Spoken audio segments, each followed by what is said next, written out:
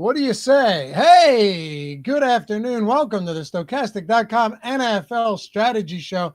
I almost screwed this one up. I was almost here at 7 o'clock. Just, you get into the routine. 8:15 start, sit down, get ready. Nope, 7 o'clock start today. Double header, Monday Night Football. You can't ask for more than that. I could ask for the second game to be a little bit earlier, but that's my problem, not yours. Tell you what's not a problem.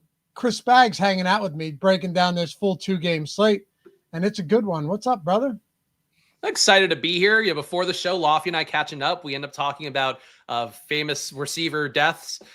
Talking about dental hygiene. That's one way to put it. Loughy keyed me into the fact that I didn't know this. I know the guy had passed away, but Mike Williams, you guys might remember, former Bucs receiver. Apparently, he passed away from an abscessed tooth that got worse and then went into his body. So for all you guys out there, watch out for your abscessed teeth or if your breath smells all of a sudden. I guess now the fear of God's been put into me. I'm gonna go floss the moment we finish the stream.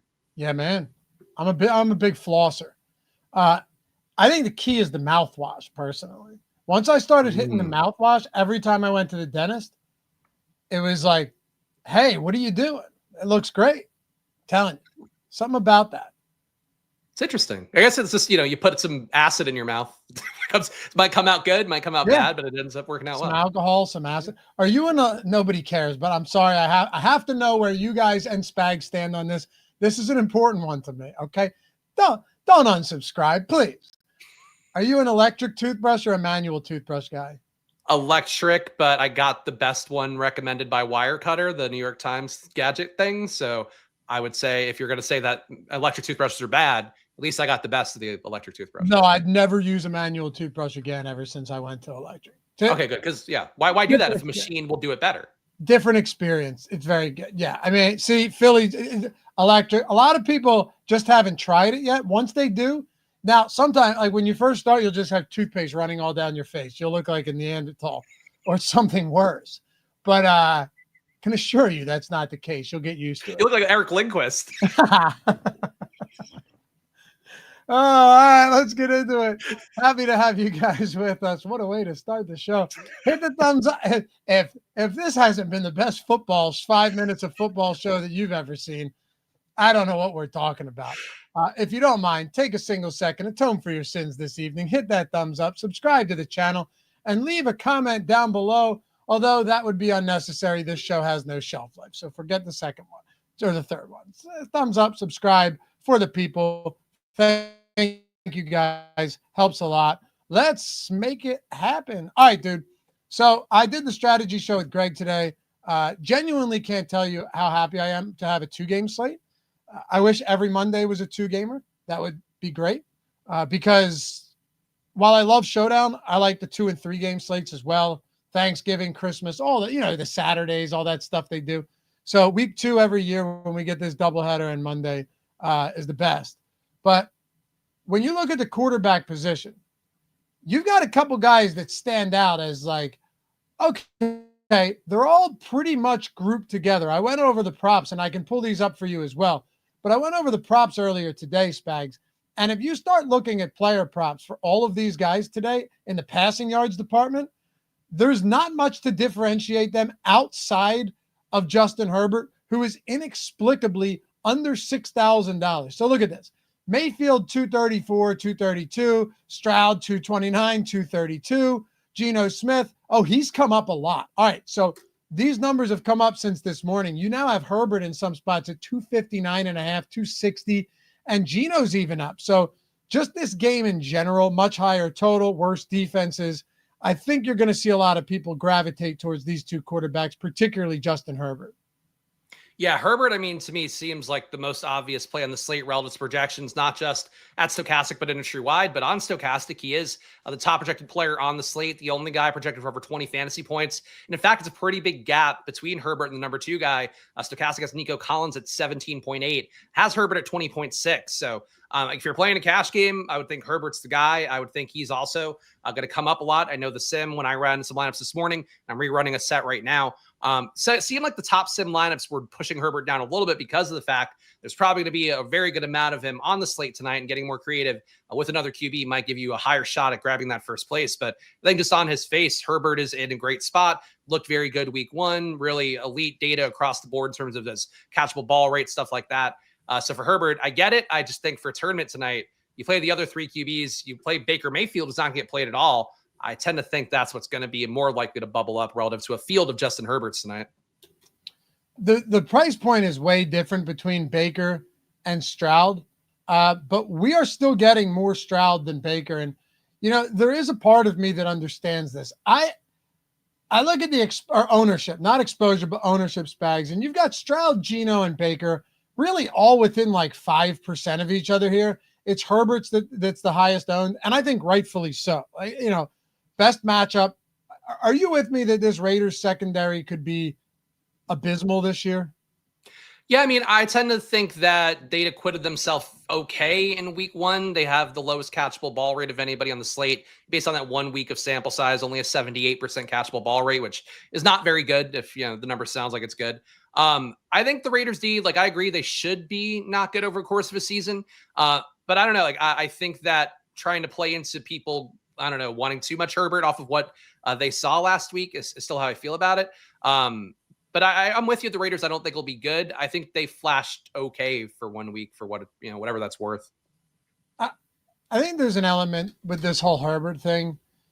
I mentioned this in a betting video this morning. That was like the final boss for them last week, right? That was, slaying the dragon, going into Brazil, taking a team out that seriously, I think Herbert was like 1-7 career against Patrick Mahomes, always close, never over the hump. You finally get there, big emotional win.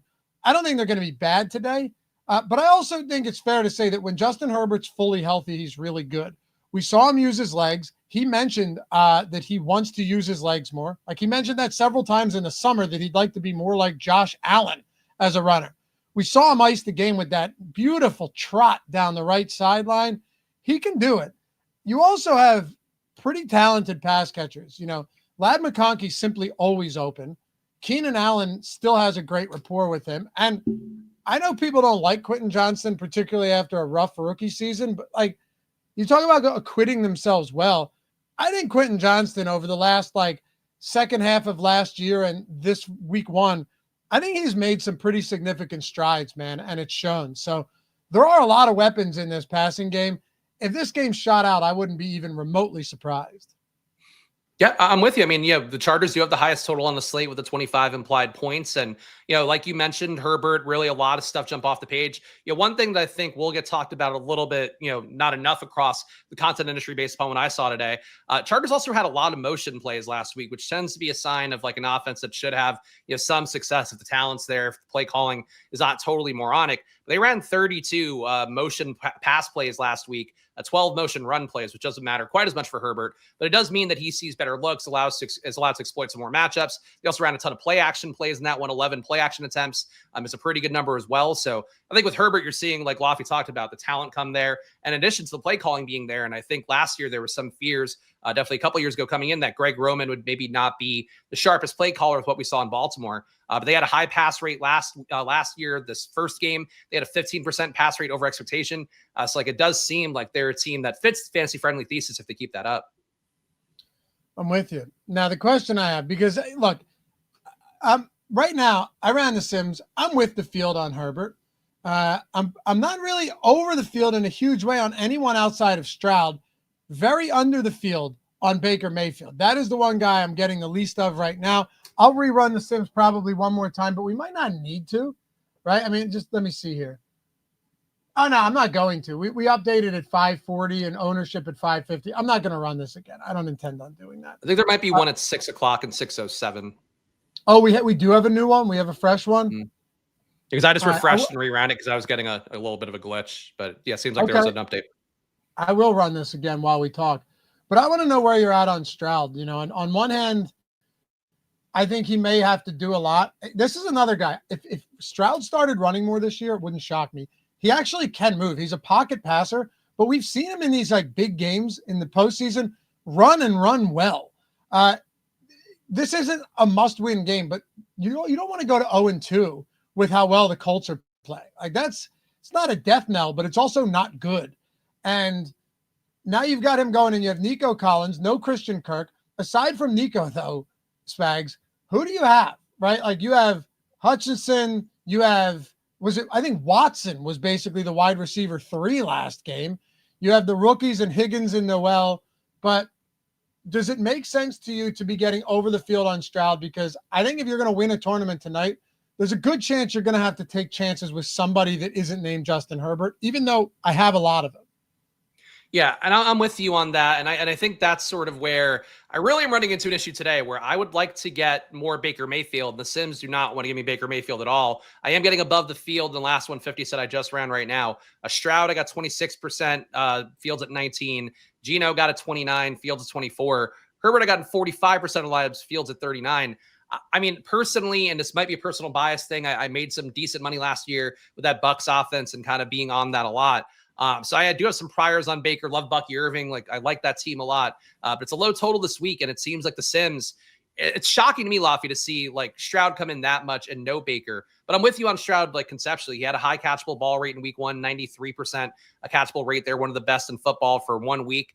The offense, I think, showed some timely routes, if not good usage for guys like Nico Collins, who got a really no meaningful downfield target share. Jaden Higgins kind of took some of the Nico targets from last year, but I wasn't wowed by the offense in week 1. Like I didn't think the play calling was that good. Kind of expected a lot for Nick Caley coming in because he is part of that Rams tree, and I tend to think that good offenses breed good coaches. Houston's offense to me in week 1, I feel like if I were to fade an offense and how it looked, I think Houston out of the slate would be the one that I really like the least, but the Sims are giving me Stroud a good amount. So, trust the Sims, trust me. You should trust the Sims. Look, I like him the least too, but I've also played enough 2-game slates to know that oftentimes when you take those type of stands and you're just like, hey, don't give me any of the team that nobody else wants. Right. Like it doesn't always go well. Now today, you may just want to ultimately fade most of this early game. It's possible. That second game looks good. The total is actually climbed on that. I'm looking at it now. We have a 46.5 point total, 42.5 point total with the Houston Texans and Tampa Bay Bucks. But there is something to be said about this Bucks game and this Houston game where you have 2 good defenses.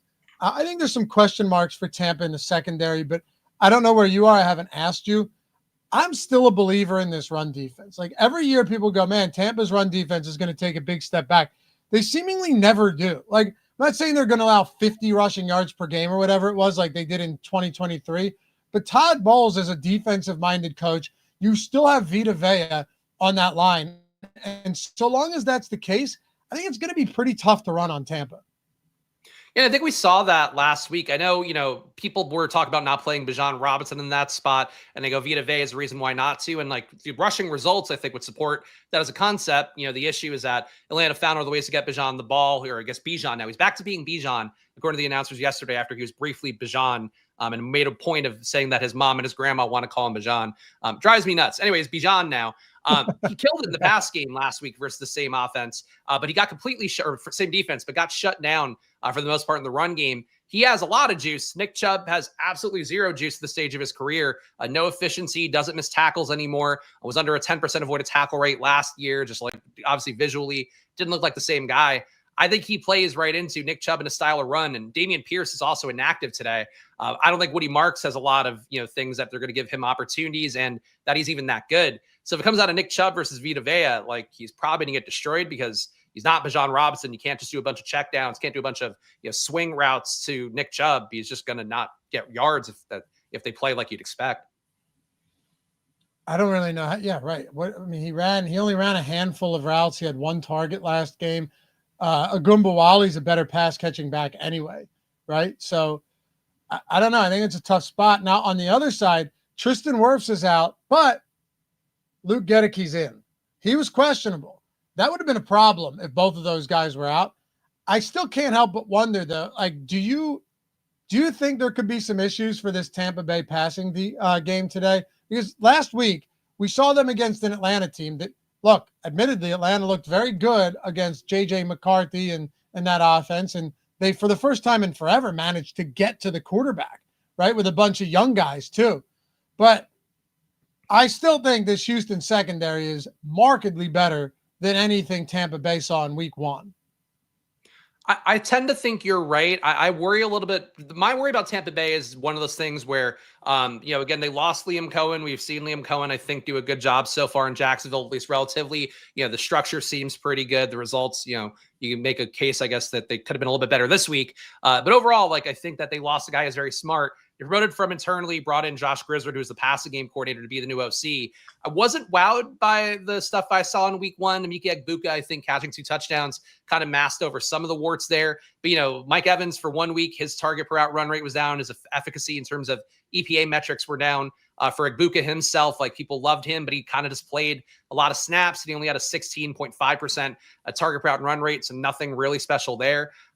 That's my concern as much as anything, and it might go hand in hand with Wirfs not being in there, the offensive line being banged up. Baker's catchable ball rate was down a little bit as well to 78%. He was more towards the upper parts of the league last year. I think if you're going to be down on Tampa Bay, the concern would just be that they're not as good as they are last year, and they kind of gave us a glimpse of it. I still think strategically for the slate, playing into Tampa Bay's passing offense is good, but I think the critiques, the concerns you vocalize are probably pretty strong. And numerically, everybody from the Bucs against an Atlanta defense that maybe looked good enough to you guys yesterday playing J.J. McCarthy, but I don't think is actually good. It's kind of surprised they roughed up Tampa Bay as much as they did in week 1. Yeah, I agree. And hey, J.J. McCarthy's played 1 good quarter out of 8 quarters at this point. So what can we really take away from that? That he's not great right now? Absolutely. Look, I tell you, the Justin Jefferson bag holders probably aren't feeling great right now. I mean, I have some Justin Jefferson, but I think we all do, right? I don't know where you're at, but everyone's got some Justin Jefferson and Jordan Addison and Hawkinson. We may have placed a little bit too much faith in Kevin O'Connell.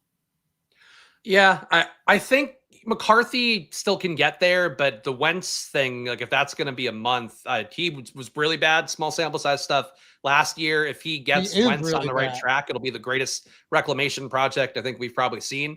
But I would have felt a lot better about them if they were going to have Nick Mullen as the backup, or if they brought back Sam Darnold, which they seem like they were flirting with. And now it could get real bad real fast for that team. I want to ask you about Geno too. You've got a high total. And I mentioned to you guys, somebody said, why aren't we talking about Geno?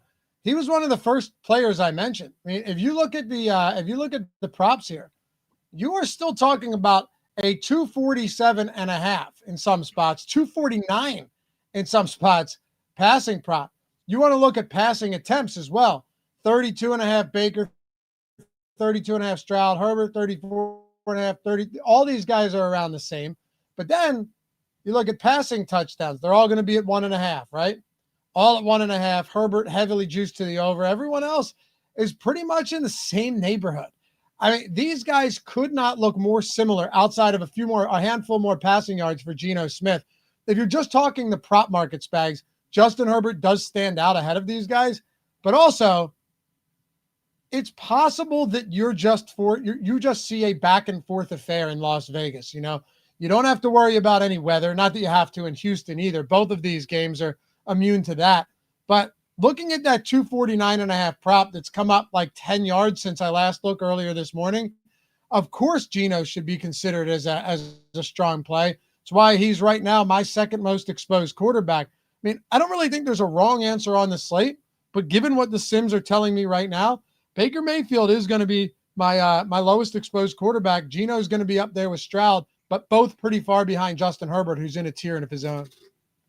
Yeah, I think Geno looks great. Again, I'd like to compare stuff around the industry as well. Other sites out there pushing Geno amidst some of the top sim lineups too. Again, Stokastic also giving you Geno at a 29% clip, Fields at 24, at least in the sim that I ran before, right as we started the show. So I feel good about Geno. I think too, he had great results in week 1. How good this New England secondary is. Vrabel secondaries have been pretty bad pretty much every stop he's been. Obviously the last 2 stops he's been, but also Tennessee, that was like a wrinkle that if you attacked Tennessee secondary a lot in fantasy, you might get results.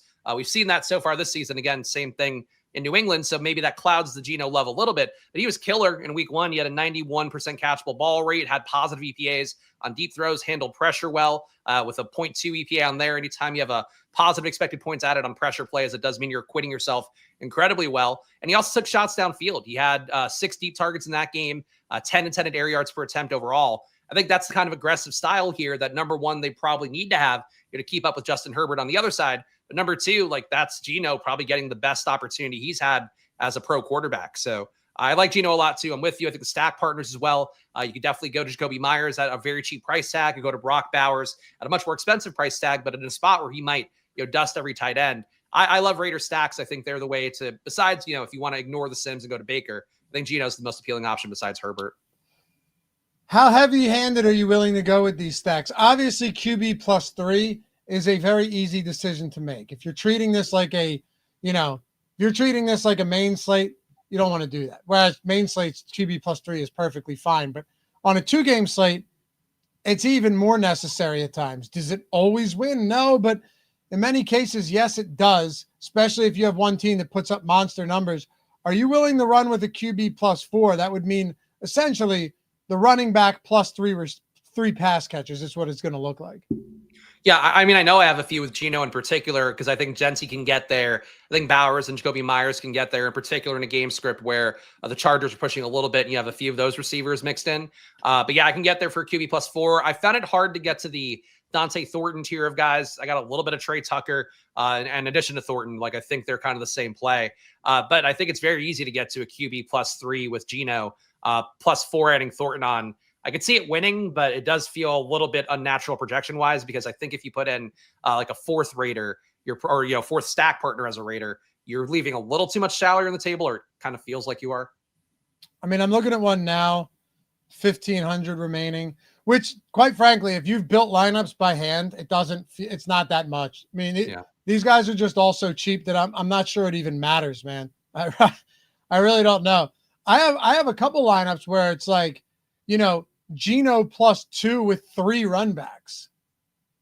Yeah, a lot of game stacking for that game, which I think, obviously relative to the totals. And like we've talked about the defenses, I think this is definitely the more appealing spot to game stack, even though I think a lot of people will play, game stacks from this game. There'd probably be very few game stacks from Bucs-Texans relatively. Yeah, I would think so as well. I mean, look, if you're not stacking the Bucs and the Houston game, I think that's probably also a mistake in some sense. You only have 2 games. And at the end of the day, right, you and I can sit here and talk about all day long how, look, the likelihood of a shootout is higher in one game than the other. Spags, it's still only a 4-point difference in the total. Yeah, you're 100% right. And, and sometimes too, somebody asked me about this on the chat, like, what's one thing you do to get unique on these short slates that has hit before? I believe it was last Thanksgiving. Jacksonville is coming up a lot projection wise. I'm pretty sure it's Thanksgiving, but all these slates blur together that are kind of the shorter slates with big prizes. And if you didn't play any Jacksonville, you would have won that slate.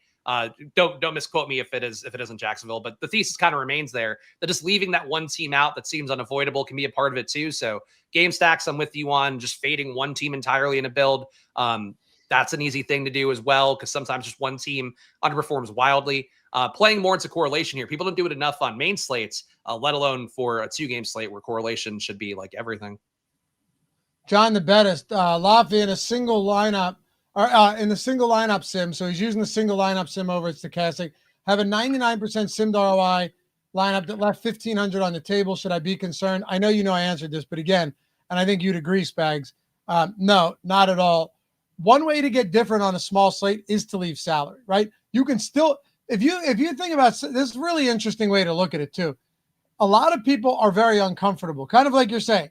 And that's okay, because naturally you're going to say, I don't want to do that. Like, I want to make the lineup the best I can. You can make the lineup the best you can with 1,500 left over on this slate. I'm telling you right now, hands down. Jacoby Myers is sub 5K. Keenan Allen is sub 5K. Justin Herbert is under 6,000. Geno's 5,300. I could go on and on about how discounted these guys are and how broken the pricing is on DraftKings. So no, I would not worry at all about now, if you're leaving 10,000 on the table, yeah, that's probably not smart. 1,500, 2,000, maybe even 2,500. I don't think it's insane if you want to get different. I'm scrolling my lineups now, though, And I'll say the most I'm leaving, Spags, in the top like 30 lineups I had, probably, yeah, anywhere from like 1,000 to 1,500 is pretty much where I'm at on these ones that are leaving salary. I had a few that got up to 2,300. Yeah, mostly for me, it's between 0 and 1,500 and a lot in that 400 to 1,300 range. So yeah, I think, yeah, up to 3K probably wouldn't be crazy, but anything more than that, you're probably losing too much in projection, I would think. I would think so too.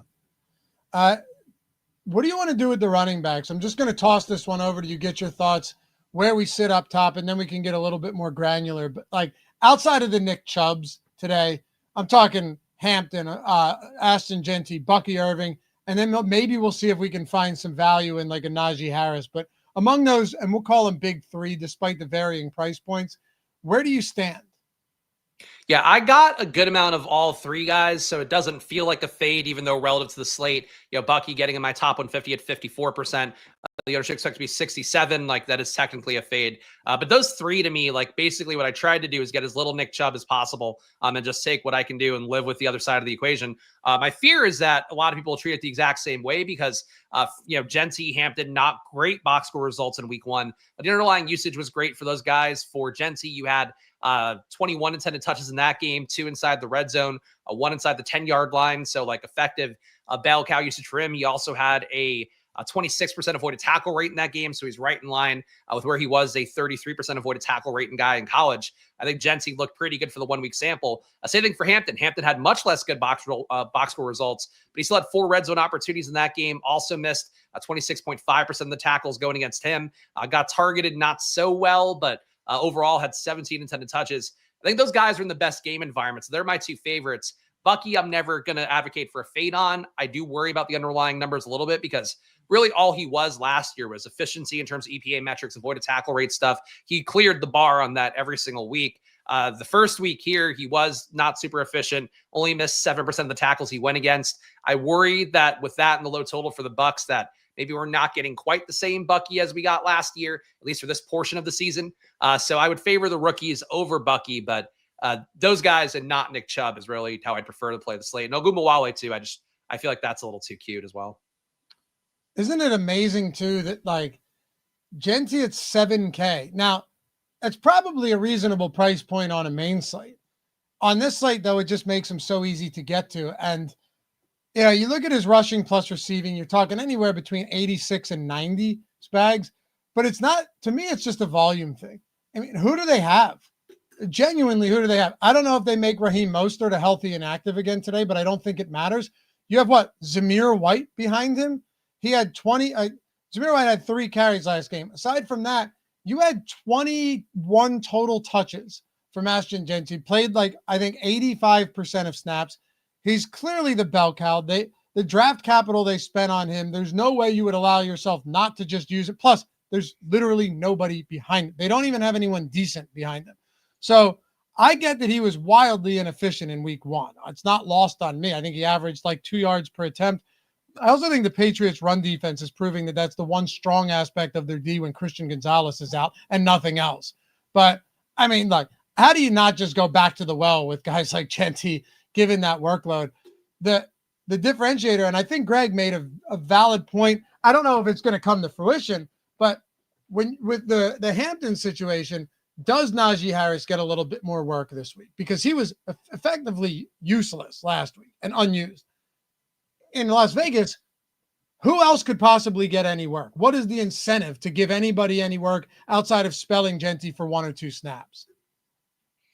Yeah, I mean, I'm on the same page as you. Mostert, I was actually surprised was inactive week one because they did talk him up a decent amount in the preseason. And there were some quotes that had come out at one point about Pete Carroll saying it's going to be like a lightning and thunder backfield, and the implication that Genty's the thunder and Mostert's the lightning, because Mostert's still fast, even though he's old. But the fact he's inactive right away, I think, is not a great sign for him unless he had some injury we weren't aware of, but he's not on the injury report. So I don't know how that would be the case. I'm with you. I think Genty and Hampton have a much more of a share of their backfield. People realize, on Hampton's side, at least you did see 12 snaps go in Najee's way. He ran 5 routes. Like, that is something of a role there, as opposed to, the nothing Zamir White role that was just seemingly giving Genty a breather. But I think these guys have much better roles than usually rookies do in week 1. And I think that for me is a good sign heading into week 2 when they were, I think, just a little inefficient on both sides, like you talked about, but they had really great usage underlying and good stuff too. Like missing tackles is really the main thing they could control, and they did that. Yeah, they absolutely did. Looking at Hampton though, I'm going to ask you this, right? I'm going to hold your feet to the fire for a second because I'm genuinely curious of your answer. If I'm asking you, hey, I'm going to ask Spags, I would like you to predict the workload, the snap share, right? The running back rushing attempts between Hampton today and Najee Harris. You can just take it from an overall workload perspective. So is it closer? Is it the same as last week? Does Najee get worked in a little more? Does he not get worked in at all? Where do you see this going? Because depending on your answer, there could either be value in it or it could just be play as much Hampton as humanly possible. Yeah, I could see the game theory logic of going to a Najee, but it wasn't a choice for me today. Like, I just think Hampton, I think people are going to be sleeping on Hampton a little bit, even though he's projected for 54% ownership. I think based on the workload he had last week, the fact that he didn't really go off despite a good workload, I think if people were keyed into the fact that he had, basically almost 20 touches, had a good red zone role, had a pretty good pass game role, target per out run wasn't great, but he got, 2 targets in that game, caught them both. I think Hampton would be like a 66% play. So to me, I think that he's a very strong play. I don't really want Najee. I get the logic in going to it, but I think the split's going to be pretty similar. If anything, wouldn't shock me if Hampton maybe picks up a few more if he actually plays well, as opposed to last week where he didn't play that well, but still had, a tremendous role. Would you say there's value in any running backs today? Theoretically Nick Chubb, but even that, like, what do you save the money there? I guess you could load up slightly more at receiver, maybe cram in some studs and Brock Bowers. I think there's maybe some logic to it. It's not an angle I wanted to play too much of today. But yeah, really, I think trying to chase the backups, trying to chase Najee, trying to chase Ngubawale, I just think it's very likely to me that Hampton, Jency, Bucky, at least 2 out of those 3 make the winning lineup. All right, here's another fun one. And I know you referenced this earlier in the show, but I want to circle back for a second. And if you guys have any questions, feel free to let us know. Also, if you don't mind, take a second, hit that thumbs up. It's all subtle reminder here on a Monday evening. Are you drinking water from that, or is there something? Just a gigantic 40-ounce flask of vodka. Dude, that'd be great. You don't finish it every day, but you fill it to the top so it's there for tomorrow. You got to make sure to hydrate. You have to have your 3 flasks of vodka in a given day. That's how you know you're killing it. You a vodka drinker? No, not. I should, because it's the lowest calorie thing, and I have been trying to, like, I You're tried worried about the calories. Yeah. But yeah, no, not usually my first choice. I will say though, Tito's, like, you have all these other great vodkas, top shelf vodkas out there. Just get Tito's for half the price. That's just a public service announcement on my side. Show is not sponsored by Tito's, and it is more expensive than it once was. However, I'm Tito's just saying, on an airplane, Tito's. And it's at airplane Tito's with Bloody Mary mix. Sorry, I think we were cutting there. Airplane Tito's with the Bloody Mary, like, not the best Bloody Mary you'll ever have, but the Mr. and Mrs. T mix on an airplane with the Tito's vodka, like that's one of my favorite vodka drinks in the world. Anything on an airplane though, right? It does hit better. Yeah, it all hits better. It sure does. What I wanted to ask you about was, given that Dameon Pierce is out, do you think, I look at this similar to the way I look at the Giants yesterday in hindsight, right? Foresight here, but hindsight on the Giants, where clearly they're going, all right, Tyron Tracy, like, is he the answer? He didn't get hurt, right? Tracy? Oh, no, he was fine. Yeah, that's what I just complained about the coaching before. Yeah, before I went forward with this, but like, Tracy, you saw Cam Scatterbo getting a lot more work than he did in week 1. They punched him in on the goal line. They used him. They're like, hey, Singletary is not the guy. We don't really know if Tyron Tracy is. And in all likelihood, he probably isn't. Maybe we'll run a committee here and everything. There's pretty high likelihood, too, that Nick Chubb isn't really the guy going forward and is a shell of his old self. Do they say, you know what, fuck it, let's try some Woody Marks, or let's get Dario Gumbawale some more pass-catching work today, given that we're thin in the receiving core? That is my one question that keeps going through my head. But at the same time, is there even enough volume to go there on a 2-game slate? Yeah, I would tend to believe not. I do agree that getting Dameon Pierce scratched seems like it should be a good sign for everybody left. Like there were people out there, and I think it was a fairly sharp take, even though it didn't work out at all, that thought you could take Pierce and like in best ball in particular, take the shots on him in the 20th round instead of Nick Chubb for a much more expensive price tag, because Pierce has always been a guy that was shifty when he's on the field. I think he has some brain farts that leads him being less efficient than he should. But now that he's not in the mix at all, like that's the guy who's like a real back. Woody Marks, I'm a little bit biased against because he was a USC guy, and I think he was probably one of our less good running backs we've had in my 20 years, I guess, to this point of fandom. I don't think he's super talented. That might be messing me up a little bit here. But the fact that you get Pierce out of the mix, it can't be anything besides a good sign for those guys. I think just the question is Houston good enough to get results there? Are these backs good enough? And I think this is, in my opinion, like the worst RB room in football without Joe Mixon. Even the coaches this week, like D'Amico Ryan's like, yeah, we miss Joe Mixon out there. We miss his energy. Like, and he's an awful guy. So like, how bad are these running? Right. Yeah, you miss that energy. we miss his ability to punch women in the face and break their entire orbital socket. Like, what are we missing about Joe Mixon? That's why I hate the fantasy industry, because everybody gets up in arms about it. I won't answer your fantasy questions. I'll never forget that, dude. I remember exactly where I was when the Kareem Hunt news came out, right? And people are asking questions to guys online whose job it literally is to answer fantasy football questions. And they're like, hey, what should I do with Kareem Hunt? And they're like, you scumbag, how dare you ask me about Kareem Hunt? Get out of my mention. Blocked, reported. It's like, will you fucking get off your high horse and answer the dude's question?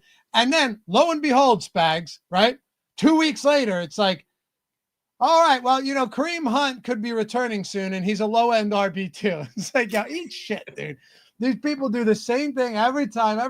I'm not saying Kareem Hunt's a good person or Joe Mixon's a good person, but I'm also not going to pretend like if I'm sitting here talking to you like we have to talk. Could you imagine if we came on the show and Mixon just did something and he's not suspended and we're like, well, we're not going to discuss Mixon on tonight's show, right? Like the guy. Yeah, there's no moral stance here. Like, I think Joe Mixon sucks as a guy, but I took a shitload of him in best ball because I thought like he also like hurt his foot and like he kicked a woman this offseason too at some point. Like I don't think that's necessarily correlated, but he did get he had a brief police issue because of like kicking a neighbor or something. I think it was. So like, yeah, he's not a good guy, but apparently great for morale for the Texans. He's giving the locker room speeches. We're gonna go out there and punch him in the mouth. They're like, Joe. Yeah, no, obviously I don't condone it. I'm just saying those people always come back and start talking. It's like, no, you should never be allowed to talk about him again with the way you treated everybody. But yeah, well, not for the Houston Texans. They keep a candle on for Joe Mixon. He can do whatever. They want him back. Yeah, it's true. I mean, he's been pretty good with them. He's been pretty good with them. Reliable. Yeah. Ironically, it's right. But without him, it's tough. It's a tough running back room. And I'm with you. Are there any other running backs? Would you consider Rachaad White? I mean, that's pretty bad. Would you consider? I'm only asking because every time on these slates something weird happens. Maybe not every time, but I want to make sure we cover our bases for the people here. Yeah, I get the logic for it. And Rachaad White, he played 14 snaps last week, ran 7 routes. He'll still be out there sometimes for third and long situations, obvious pass protection situations. But like Bucky had the best role he's had. I mean, besides when the playoffs where they totally phased out Rachaad White. But compared to week 1 of last season, he was practically a bell cow. He was out there a bunch. Bucky played 44 snaps. For comparison, Mike Evans played 48. Mika Egbuka played 54. So you're talking about him being out there a lot. I think people, if you're playing 150, like you get these guys mixed in a little bit, I wouldn't be mad at it. For me personally, I played 20 max, about 10 entries in the milli maker. Like I didn't get to Rachaad White and I probably wouldn't. Yeah, I don't have any either. I'm looking at it right now with 150. I have basically 4 running backs. That's it for me, Spags. Really? Yeah, I think I have like 3 to be honest. I might've gotten a few shares on Nick Chubb, but it was not on purpose. I mean, look at this exposure here too. Hampton, Genty, Irving, Chubb, just a ton of all of these guys. Even like the Nick Chubb feels kind of gross, but I'm not going to, he's $5,000. And if he ends up being the guy again today, what am I supposed to do? There's also, what we always forget about, myself included, I think we're all guilty of this. we talk about the run defense and we talk about, how they're a brick wall, be it any team, right? But then you forget, like, if they don't have a great pass defense and the ball gets down to the 5 or the 4 or the 3 to the goal line, you might just have the running back punch it in twice. And despite an underwhelming game on the ground, like just the overall numbers aren't great, he might still score twice. And on a 2-game slate, you can't ignore that. Yeah, I fully agree. And, I don't think Nick Chubb is this guy anymore, but, I talked about it on the show with Eric yesterday for Live Before Lock. Jonathan Taylor was a guy I played a ton of, but a power back versus a power defense, like that does sometimes work out. And if you believe Nick Chubb still has some juice left, like maybe he can overcome, like maybe he's the guy that can shrug off Vita Vea. Look, he can still do heavy squats. I just don't think he's the guy that we had in the past. And Nick Chubb to me has been like over-owned in everything the last year or so because people want old Nick Chubb back. And it's like, I think old Nick Chubb is walking through that door. Yeah. And you know what? You want to talk about like good people and bad people. Nick Chubb's just an awesome dude and everyone wants to root for him, right? Like, I know I do. I'm a big Nick Chubb fan, always have been. And I always said for years that when this guy's healthy, he was the best, in my opinion, pure rusher in the league for years. Nobody could wear him and Derrick Henry, the only guys that could wear down a defense. And then in the 3rd and 4th quarter, they're breaking off like multiple 70-yard touchdown runs. And both, frankly, in their heyday, a little bit underrated as a pass catcher, even though the role never found them. Like I thought Nick Chubb was always okay. They just never wanted to give him that work. Derrick Henry's been okay too, but even the Ravens now don't want to give him that work. It's sad to see him kind of in the dying days of his career, but if they're icing Dameon Pierce, maybe they see something. Maybe his legs are back. If you want to believe the best stuff, maybe his legs are back underneath him. I don't know. Maybe. Well, I'll say this much. I think it's probably reasonable to suggest at least that Nick Chubb I think he'd be better than he was last year. He's more than a year removed from that, but he's also not getting any younger. So he was terrible when he returned last year, just awful. So There's that. All right, wide receivers. I'll throw it up on the screen here. Before we do, if you guys have not checked out Epic yet, highly suggest you do so. I don't know how many times I have to say it, but if you are playing on places like Prize Picks or Sleeper and a bunch of these, absolutely nothing wrong with it. But the one difference is the payout structures. And that is because Epic is peer-to-peer. You know what that means? It means that you're not playing against the house ever. Every pick you make with the pick'em, you are getting matched with somebody else. You can also, here's the best part. If you fancy yourself someone who's pretty sharp, right, Spags, and this is, I think, the most important thing. If you think you're someone who's, pretty sharp, you can go in and play the Fade'em style, where instead of just doing pick'em, you can go in and just start fading all of these other picks and match those. That's a huge, huge opportunity if you assume, and I would assume many of them are, that there are a lot of square people on the other side of this doing the pick'em, and you could come in and snipe off all of those in the Fade'em. There's no other format like that, and it's all peer-to-peer where it's matched. Yeah, the peer-to-peer component people always underrate, but the reality is a lot of people watching this channel inherently, you're going to be a little bit sharper because you're going out of your way to learn things to try to get better at a trade. A lot of people you find in these betting apps, especially when they get the promo bonuses and all that, they got no clue. They're just going in, they're making their own pricing, and they have no clue. They've never priced a bet in their life. So you definitely find some opportunity in there. But yeah, Epic, a great tool, and I see them be a partner this year because they definitely, made by sharp people, but not in a way where they're fleecing you, which I think is a win-win. They make picks. These people make picks on vibes alone, right? That's what it is. It's the vibes, but which is what you can fade. Anyway, if you're not there, links in the description. Grab the app. Awesome app. 100% deposit bonus up to $50. Use code ODDS1, ODDS1. Jump in. Check out all the formats. They also have 50-50 formats and tournament styles, right? Just like you'd have on DraftKings, except in this case, you're making these over-under picks. And it's also available for you and me in Pennsylvania, where you can't say that about any other pick'em sites, Bag. So 38 states plus the District of Columbia, almost everywhere at this point. Good stuff. All right. Talk to me about wide receivers. I think we already know where we're going to get to a lot of these guys. The Jacoby Myers stuff totally makes sense. He's underpriced. He may be getting 25% targets per route run this year. I mean, without Devontae Adams, he was around 24% last year. And now he's got an actual quarterback. So I'm not surprised I'm getting as much of him as I am, even with Brock Bowers expected to be active.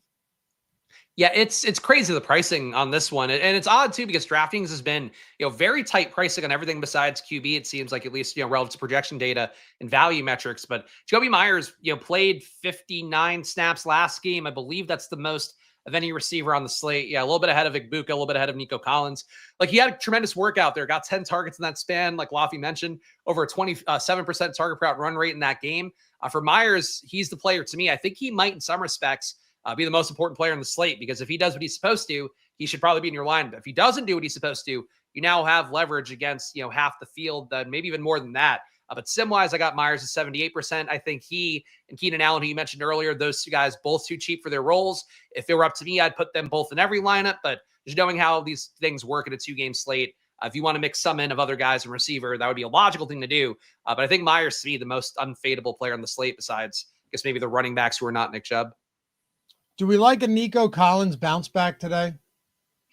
I don't. The projections do support it. You get 60% of him, or at least I did in the semi-round before the show. I just don't know what that usage was for him last game. This is granted a new coaching staff coming in, new offensive coordinator in particular. Maybe it's a feeling out process, but I kind of feel like the targets that went Jaden Higgins' way used to be Nico Collins targets, and that could just be 1 week of it. Maybe the Rams had good coverage on Nico. They went Higgins' way. I didn't look that far enough into it, candidly. That said, Nico with a 6.8 air yards per target, 5 targets in that game, the same amount of targets as Dalton Schultz. I think he had the most worrying week 1 usage of, in my opinion, any star receiver in football. I'm not worried about it, though. I don't want to overreact to 1 week. And the reason for that is that he's okay. Do you believe that Nico Collins is extremely talented? Yes, I thought he would be like an 8K a week receiver this year by, at some point. So to see it be that bad for 1 week was kind of shocking to me, but I agree I'm overreacting. I think because I just wanted Kaylee to be a good coach, and wasn't sold on that based on the 1 week. Totally get it. I guess all I'm saying here is that, if we think that he's that talented, they're just going to find ways to get him the ball. And I see no way around it. Without Christian, who else do they have? They don't even have Cade Stover anymore. So, which, by the way, I think makes Dalton Schultz a very good tight end play today. Am I mistaken, or are the only 2 tight ends on the roster Harrison Bryant behind Dalton Schultz right now? I believe so. They had Irv Smith last year, but I didn't actually look closely enough, because I think Bryant's just ahead of him. But I would think it's Bryant and Schultz. Yeah, and Schultz has a shot of being kind of the Juwan Johnson here, or because of the injuries, he ends up playing a preposterous amount of snaps. You're right. I think they do have Irv, but I didn't see him on the active depth chart. He might be on the practice squad. He might be. I don't know. They also drafted Luke Lachey, but I don't think he's active either, or at least. And Brevin Jordan's on the IR. Either way, I think you're going to get a lot of work, at least playing time, for Dalton Schultz. What are your thoughts on the receivers for the Chargers? I think you're obviously going to say they're solid, but do you have any way you want to play this differently? Are you willing to work down into some of these? You have 2 rookies that looked really good throughout camp, that looked really good in preseason, but then they brought Keenan Allen back, and it threw a wrench into the works entirely. Yeah, I mean, that's the thing to me, is I think Keenan Allen mucks it up pretty bad. He played the least snaps of Ladd McConkey, Quentin Johnson. Those 2 guys were at 55 snaps for McConkey, 54 for Quentin. Actually, no, 53 for Quentin Johnston. Keenan only played 40, but when he was out there, he was basically getting force-fed the ball, got targeted 32% of the time. He was running a route, ended up that game with double-digit targets. I think that upsets the whole equation a little bit here. But based on the box score results and the matchup as well, Vegas playing man at a lower rate. Quentin Johnson tends to excel. Going back to last year, Moore versus man had a lot of its touchdowns. Last year versus man, last week also same thing. All of his touchdowns scored were against man defense. I think it's a week to go to Keenan and Ladd more than Quentin Johnston. But Keenan, to me, just too cheap, I think. And he and, again, Jacoby Myers, I don't think they both should be under 5K even on a 2-game slate. Neither do I. By the way, just got all my lineups in, so we are good to go. There we go. I'm getting better at this. You guys are great at this on Live Before Lock. It's not something I'm comfortable with, so I start to get nervous. But you got to drop the play volume, so that way whatever you play, it's all right, well, it's fine. If I lose it, it's not that deep. I made more money doing my job. Yeah, That's, but also easier said than done sometimes. We're like, that contest looks nice. Ooh, that looks nice too. It's tough. But now I still like Nico a lot. I love Ladd. The guy's always open. And if you're worried about like, Ladd, he's going to see a big decrease in volume this year. Do I think that Keenan Allen's going to be involved? Absolutely. I also think Ladd's going to have some monster games again. He's simply too good to not have those games. What do you do with the Buka and Mike Evans? Because I look at this and I'm seeing Mike Evans and Emeka Buka, both same exposure today.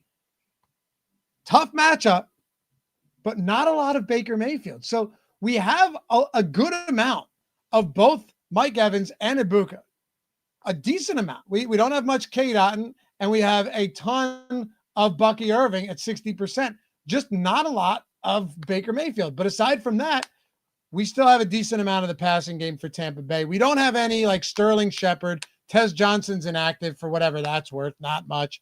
But it's just those two guys and Bucky Irving. Yeah, I mean, that's what I got too. I also don't think I got much K. Dotton, but I got a respectable amount of Mike Evans, got 40% and change there. Egbuka, about 33% of my lineups have him.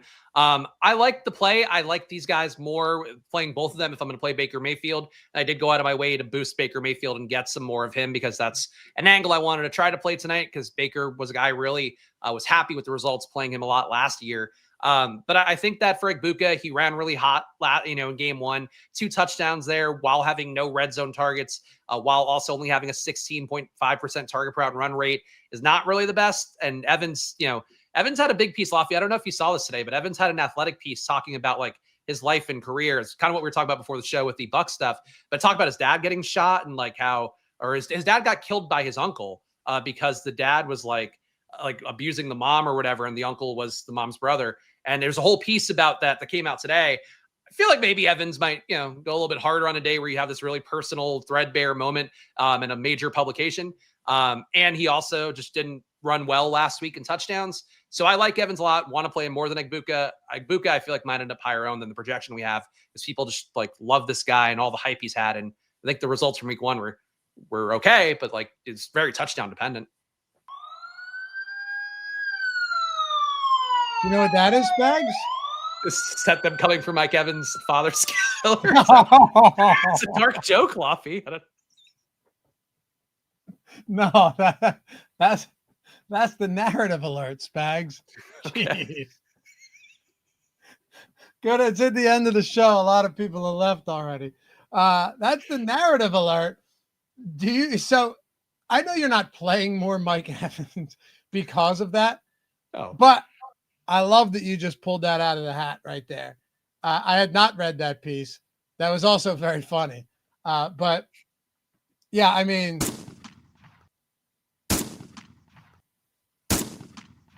it's like there's gunshots. Yeah, it's gunshots.